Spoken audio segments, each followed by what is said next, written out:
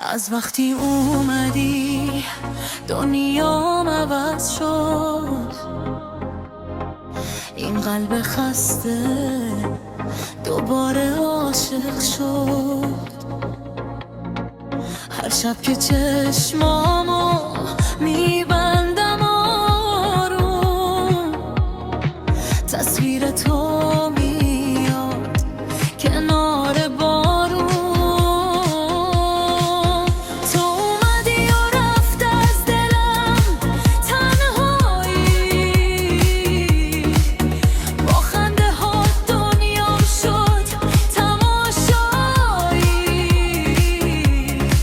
هر جا بری دلم پشت سرت میاد، اسم تو رو قلبم هر شب صدا میزد. تو دلیل منی برای خندیدن، برای دوباره عاشقانه دیدن. تو باشی کنارم چیزی کم ندارم، حتی توی سختی دستاتو دارم. تو دلیل منی برای این احساس، برای قلبی که نمیخواد ازت جدا شه. اگه دنیا بگه عشق یه خوابه، من با تو میمونم حتی اگه سرابه.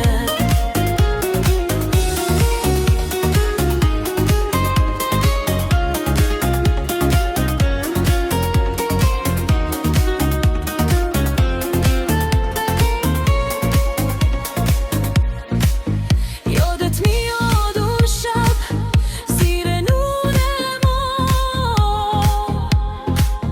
گفتی میمونی تو آخر راه. من باور کردم حرفای چشاتو، سپردم به دستت همه دنیا تو. حالا هر لحظه که بارون میباره، دلم به عشق که امید میاره.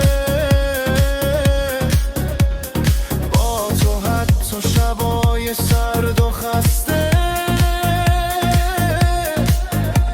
شبیه یه رویای تازه میشه. اگه یه روز دنیا خواست ما رو جدا کنه، اگه غم اومد و قلبمون رو خسته کنه،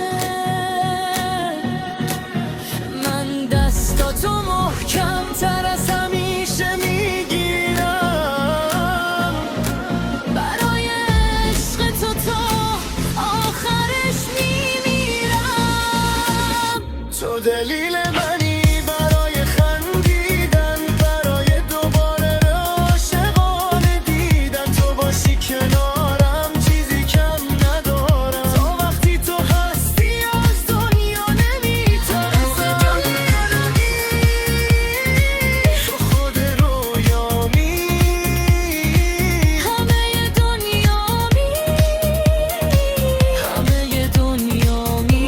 اگه دوباره به دنیا بیام، بازم تو رو انتخاب میکنم عشقم. تو دلیل منی برای موندن، برای عاشق شدن. تا آخر این راه،